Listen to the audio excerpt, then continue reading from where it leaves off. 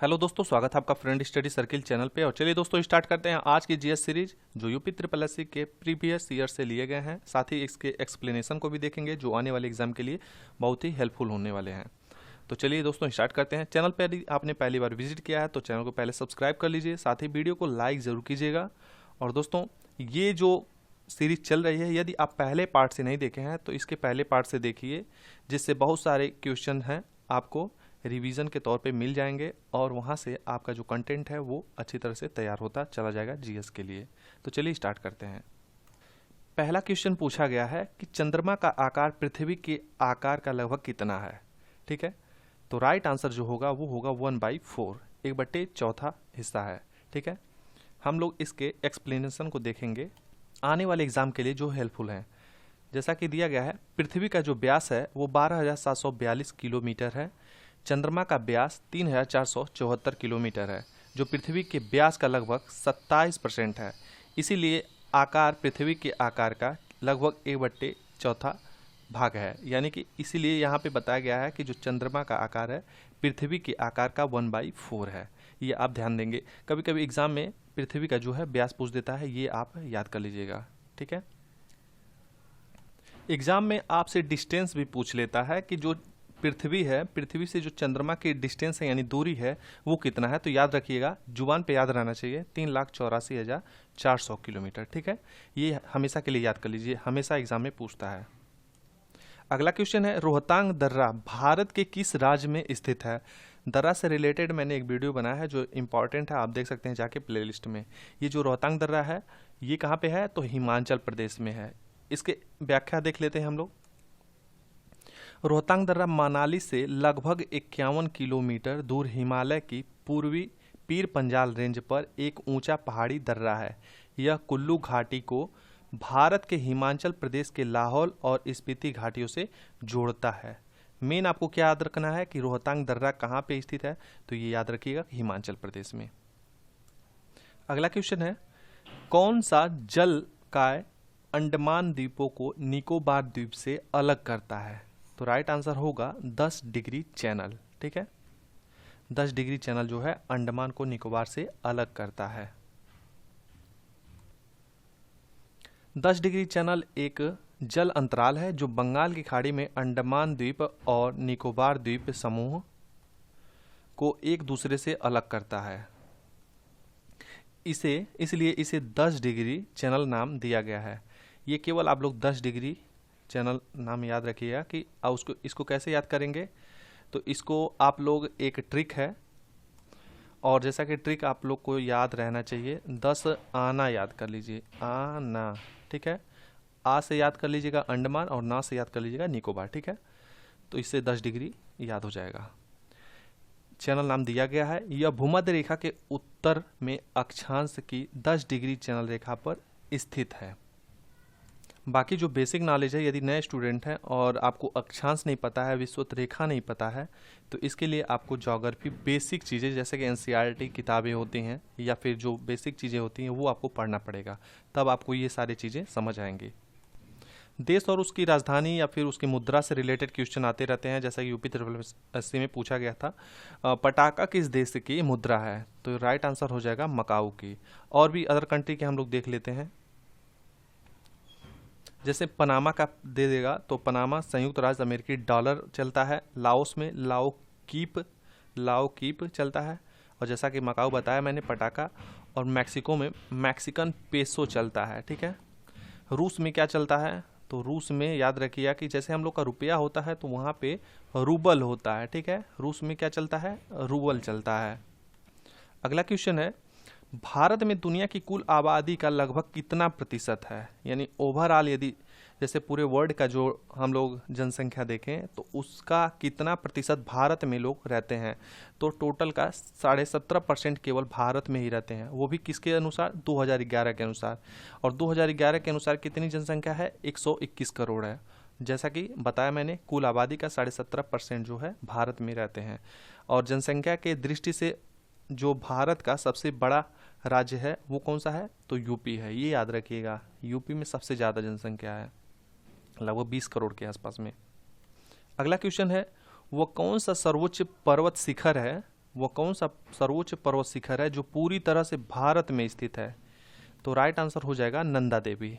इसकी हम व्याख्या देख लेते हैं। कंचनजंगा विश्व की तीसरी तथा भारत की पहली सबसे ऊंची चोटी है। यहाँ पे कंचनजंगा की बात हो रही है, ठीक है। यह भारत नेपाल सीमा के हिमालय में समुद्र तल से 8,586 मीटर। कंचनजंगा की यदि ऊंचाई पूछती है तो याद रखिएगा 8,586 मीटर की ऊंचाई पर स्थित है। नंदा देवी ही सर्वोच्च पर्वत शिखर है जो पूरी तरह से भारत में स्थित है, केवल भारत में स्थित है, ये याद रखिएगा। नंदा देवी शिखर हिमालय पर्वत श्रृंखला में भारत के उत्तरांचल यानी कि उत्तराखंड राज्य में पूर्व में गौरी गंगा तथा पश्चिम में ऋषि गंगा घाटियों के बीच स्थित है। घाटी पूछ सकता है कि किन किन घाटियों के बीच स्थित है, और इसकी ऊंचाई याद कर लीजिए 7,816 मीटर। यह भारत की दूसरी एवं विश्व की 23वीं सर्वोच्च चोटी है और 1988 में इसे यूनेस्को द्वारा प्राकृतिक महत्व की विश्व धरोहर का सम्मान दिया गया है। ये याद रखिएगा कि यूनेस्को में कौन सा दे देगा ऑप्शन और कहेगा कि यूनेस्को में प्राकृतिक महत्व में किसको शामिल किया गया है, तो ये 1988 में ही शामिल कर दिया गया था, ठीक है। आगे हम लोग बढ़ते हैं। बार बार पूछा जाने वाला क्वेश्चन, निर्विरोध राष्ट्रपति चुने जाने वाले भारत के राष्ट्रपति कौन थे? तो राइट आंसर हो जाएगा नीलम संजीव रेड्डी, ठीक है। इनका कार्यकाल देख लेते हैं, जन्म देख लेते हैं।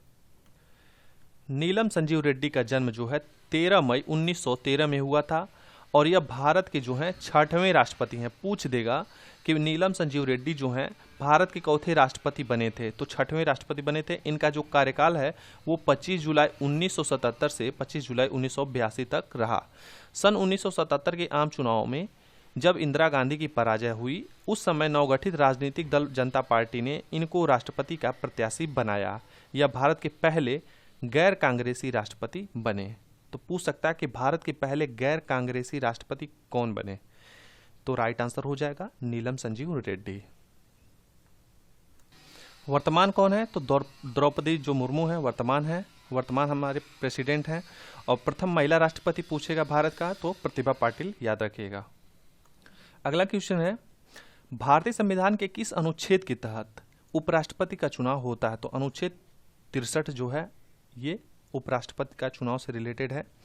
इसके बाद हम लोग बात करते हैं क्वेश्चन नंबर आगे जो है, भारत के राष्ट्रपति द्वारा चरित्र को बदले बिना, ऐसे ही क्वेश्चन पूछा गया है, सजा की मात्रा को कम करना अनुच्छेद 72 को क्या कहा जाता है? पहली चीज तो अनुच्छेद 72 याद कर लीजिएगा कि राष्ट्रपति जो है क्षमादान, यहीं से क्वेश्चन जो है पकड़ में आ गया होगा कि क्षमादान की शक्ति राष्ट्रपति को किस अनुच्छेद के तहत मिली है? तो अनुच्छेद 72 मतलब बेहतर काम, क्षमादान जो हो गया बेहतर काम हो गया, तो इस तरह से 72 याद कर लीजिएगा। और यहाँ पे जो ऑप्शन था मोहलत था जो कि गलत होगा, दंड विराम था गलत होगा, विनियम था जो गलत होगा, और जो जैसा कि राइट आंसर जो होगा वो होगा क्षमादान। तो क्वेश्चन के अकॉर्डिंग क्षमादान राइट आंसर होगा। भारत के राष्ट्रपति को अनुच्छेद 72 के तहत भारत के किसी भी न्यायालय द्वारा सुनाई गई सजा को कम करने की क्षमादान की शक्ति प्राप्त है, ठीक है। राज्यपाल को ऐसा नहीं है। जब राष्ट्रपति द्वारा दंड का चरित्र बदले बिना सजा की मात्रा को कम कर देता है तो इसे परिहार कहते हैं। जैसे किसी व्यक्ति को 10 साल की सश्रम कारावास दिया गया है तो उसे 5 साल की सश्रम कारावास में बदल देना, ठीक है। अगला क्वेश्चन है, भारतीय संविधान का भाग 2 किससे संबंधित है? तो नागरिकता से संबंधित है। और अनुच्छेद पूछ देता है कि किस अनुच्छेद से किस अनुच्छेद तक है, तो 5 से 11 तक जो है नागरिकता के बारे में दिया गया है। किस तरह से नागरिकता धारण की जाती है, किस तरह से आप त्याग कर सकते हैं, इन सब के बारे में डिटेल्स में जब पॉलिटी की किताब पढ़ेंगे तो वहाँ पे दिया गया है। आज भाग 1 से 5 तक के बारे में जान लीजिए। इसके बाद फिर 6 से 10 तक के बारे में अगले सीरीज में बता दिया जाएगा। इस तरह से आपको जो भी 22 हैं उनके बारे में बता दिया जाएगा। जैसा कि भाग 1 में बताया गया है संघ और उसका राज्य क्षेत्र, ठीक है। भाग 2 जो है वो नागरिकता के बारे में, जैसा कि क्वेश्चन में था। भाग 3 में फंडामेंटल राइट यानी कि मौलिक अधिकार दिया गया है। भाग 4 में नीति निर्देशक तत्वों के बारे में, और भाग 4 क में मौलिक कर्तव्य, और भाग 5 में संघ सरकार। ये आप लोग याद कर लीजिएगा, 1 2 3 4 क और 5, ठीक है। फिर अगले सीरीज में हम लोग इसके आगे पढ़ेंगे। ये याद कर लीजिएगा, जुबान पे रहना चाहिए आपको। भाग 1 में संघ और उसका राज्य क्षेत्र, दूसरे में नागरिकता, तीसरे में फंडामेंटल राइट यानी कि मौलिक अधिकार, भाग 4 में नीति निर्देशक तत्व जिसको DPSP बोलते हैं, 4 में मौलिक कर्तव्य, और भाग 5 में संघ सरकार। जैसा भाग 6 में राज्य सरकार, उसके बाद और आगे बताया जाएगा, लेकिन फिलहाल के लिए इतना याद कर लीजिए क्योंकि वीडियो हो जाएगा बड़ा और बहुत ज़्यादा चीज़ें पढ़ने से फिर पीछे वाली चीज़ें भूलते चले जाते हैं लोग। तो थोड़ा सा कम पढ़िए लेकिन सटीक पढ़िए, अच्छे से पढ़िए। आज की वीडियो दोस्तों यहीं पे समाप्त होती है। मिलते हैं अगले सीरीज़ के साथ। तब तक अपना तैयारी की पकड़ बनाए रखिए और जो रिपीटेड क्वेश्चन होते हैं उनमें गलती नहीं करनी है।